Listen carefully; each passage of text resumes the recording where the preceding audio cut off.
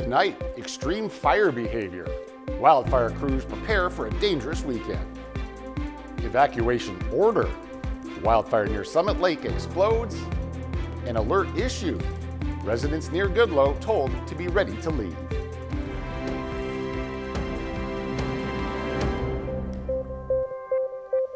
Good evening and thank you for joining us. And we begin tonight with a first-hand look at firefighting efforts inside the community of Kelly Lake. The Kiskatna River wildfire has exploded in size to almost 12,000 hectares.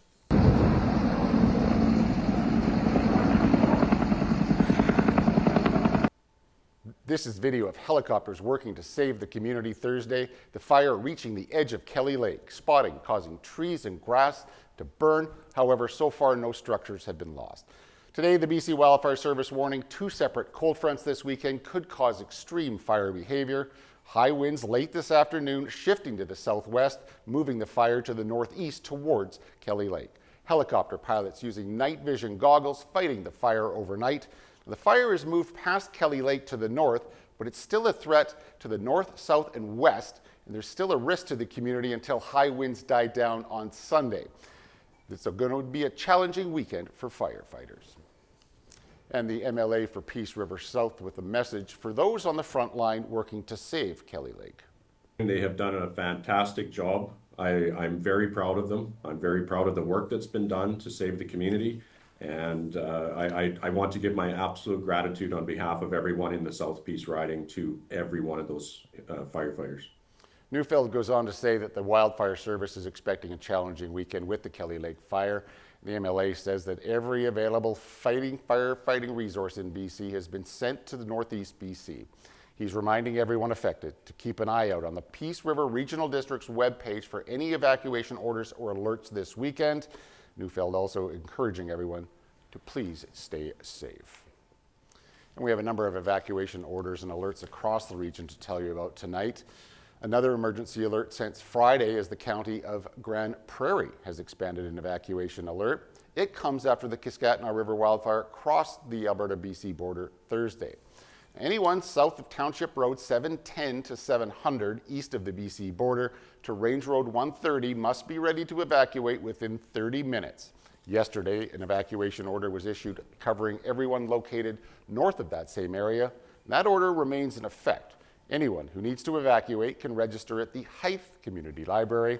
You can head to the Alberta Emergency Alert website for more information. A fire ban now covers much of the province of Alberta. An evacuation order has been issued for the Tetsa River area west of Fort Nelson. The order has been issued for the Alaska Highway Corridor. The Summit Lake wildfire has grown to 8,354 hectares in size. It's burning out of control on the north side of the highway, 10 kilometers northeast of Summit Lake. The Northern Rockies Regional Municipality says the order was issued due to the forecasted weather over the coming days. The evacuation order has been issued for the area between Summit Lake Campground and the Steamboat Mountain Brake Check along the Alaska Highway. The highway is once again closed due to increased fire behavior, and motorists are being urged this weekend to check Drive BC for driving conditions and highway closures. And the Peace River Regional District issuing an evacuation alert for a fire burning east of Chetwynd. The Sundance Lake fire is burning out of control near Highway 97. It's grown from 40 to 60 hectares in size and is 13 kilometers east of Chetwynd. It was discovered Wednesday night and is thought to be human-caused. 5 initial attack crews are fighting the fire with the help of helicopters in the air. The most active part of the fire is the southwest flank next to the lake. And crews are continuing to battle an out-of-control wildfire about 40 kilometers northeast of Fort St. John. An evacuation alert has been issued for the Alces River wildfire burning south of Goodloe. It's grown from 70 hectares in size on Thursday to 1,851 hectares today. It was discovered Wednesday and also thought to be caused by lightning. The Wildfire Service says extreme fire behavior is expected over the next couple of days, as winds there are expected to increase and relative humidity is expected to be very low. A helicopter is dousing the fire while heavy machinery and firefighters tackling it on the ground. And with the temperatures rising across the province, the BCSBCA is issuing a reminder to the public on the dangers of leaving pets in vehicles. The organization says even in a few minutes in a hot car can be life-threatening for animals, especially older pets. So far in 2025, the Animal Helpline has received more than 150 calls, but that number is expected to rise with temperatures. The SPCA advises anyone who comes across an animal sitting in a hot car to try and connect with a nearby business to have the animal's owner return to the vehicle, or if the animal is showing signs of distress, call the Animal Helpline as soon as possible. Well, the federal Liberals tabled new legislation today. They say it'll reduce interprovincial trade barriers and accelerate approval of major nation-building projects. The bill spans less than 20 pages, but it's meant to help unlock up to $200 billion in the Canadian economy. CTV's Rachel Aiello reports. A bill that meets this hinge moment. New legislation tabled today proposes to make it easier for businesses to sell their products across the country by recognizing provincial standards such as energy efficiency for washing machines or organic certifications on foods as equivalent to the federal requirement. We are aligning federal rules and regulations with those from the provinces and territories, helping to create one market, not 13. The bill also seeks to improve labor mobility by recognizing provincial certifications. So if a worker is licensed in one part of the country, that license would be recognized federally. And the Building Canada Act. The legislation also aims to shave years off the approval process for new major projects. The Prime Minister is proposing to allow Cabinet to decide whether a proposal is in the national interest. Among the factors to be considered are whether it strengthens Canada, provides economic benefits, is likely to succeed, advances Indigenous interests, and contributes to clean growth and climate goals. For too long, when federal agencies have examined a new project, their immediate question has been why. With this bill, we will instead ask ourselves how. This move builds on work premiers are doing to bring down provincial trade barriers, with Mark Carney working towards a Canada Day deadline. But today, officials couldn't say how many projects could be unlocked by these changes, prompting criticism.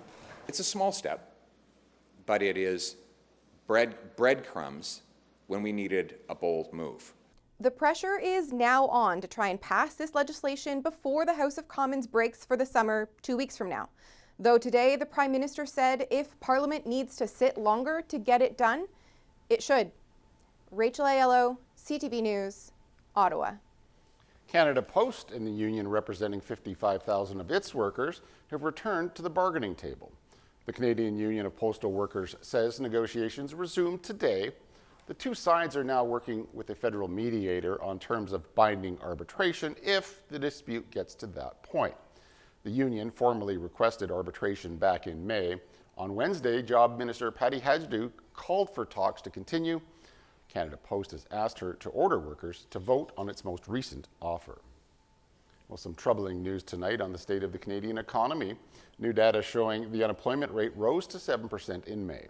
Here's CTV's Paul Hollingsworth. This is the third consecutive monthly increase, and many say Trump's tariffs are having an impact. Donald Trump's tariffs are creating concerns in many countries. It appears Canada is not exempt. If you look at, kind of the top 20 largest work cities in Canada, and you see Oshawa and Windsor as 1-2 leading unemployment. Wow. So those tariffs are hitting us in the automotive sector, as we know. We got the steel news coming earlier this week. The unemployment rate rose slightly to 7% in May. A closer look at the data shows job seekers in Canada spent 21.8 weeks searching for work, up from 18.4 weeks a year ago. I've just been applying and looking for some other smaller jobs. Dexter Firth recently completed his second year at Dalhousie University and says jobs are hard to come by.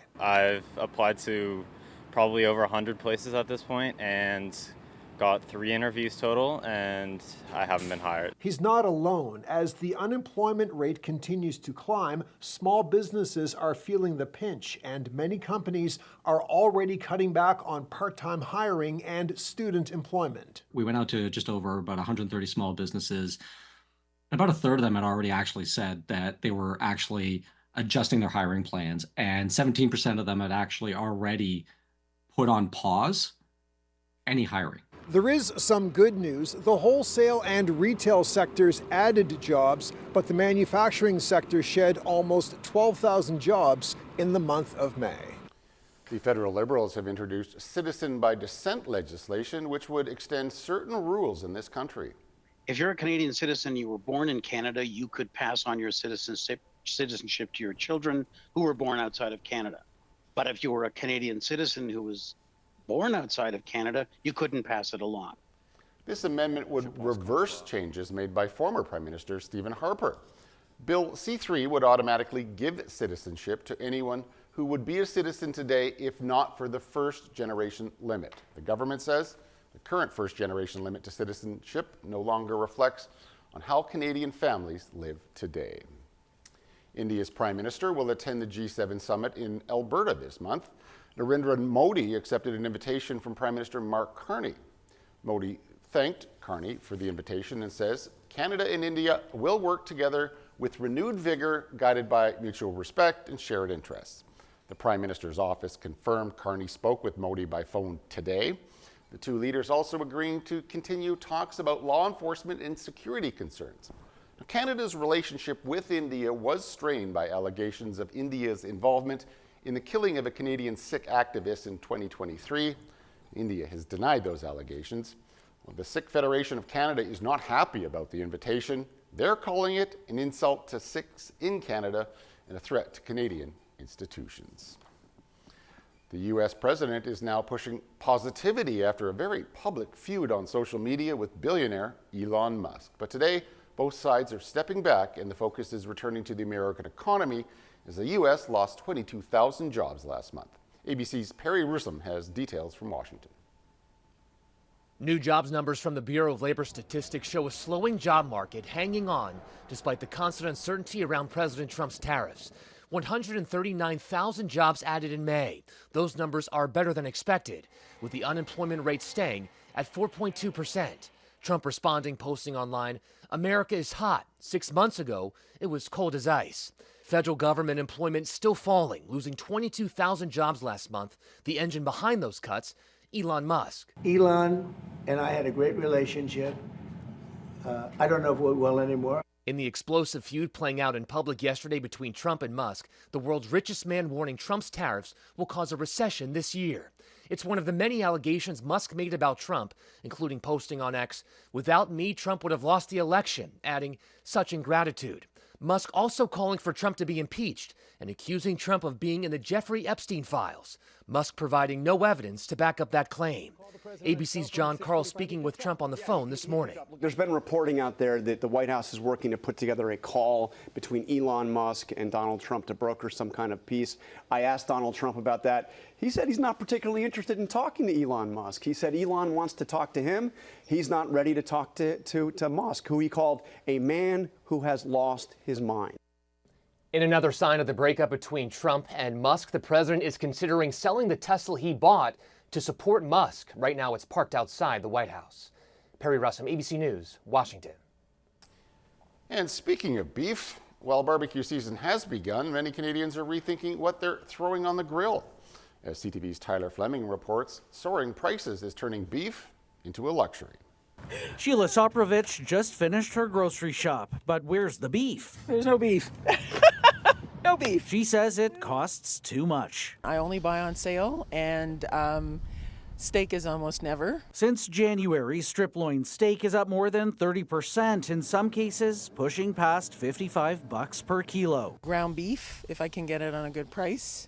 And I'm old enough to remember when you could get it for $1.99 a pound. Today, it's more than $10 a pound. Some reasons: shrinking Canadian beef herds as more producers quit, higher transportation costs, and rising inflation. We eat more eggs, more fish, chicken. The extent of increases are quite surprising. It's way more than we were expecting, beyond what I think is reasonably acceptable. Experts note 2 private companies supply 85% of Canada's beef, and while grocers' margins have stayed steady, supplier profits remain unclear. It's time for the Canadian Competition Bureau to do its job and look into this matter, because so there are some irregularities when it comes to beef prices. We do avoid the big packers the best we can. We go from farmer to table in fewer steps. Pete and Gus meat market owner Case DiCarlo says their top quality grass-fed Canadian cuts like T-bones often beat big store prices. These here I know I've checked very recently and we're about 10% or so under. And the family-run shop wants to do its part to have the summer sizzle on the grill and not the wallet. For us, it means that, we will cut into some of our margins to make sure that beef is still readily accessible to the people. Tyler Fleming, CTV News. All right, stay tuned. I'll be right back with weather, and it's going to be a great weekend for starting up the grill.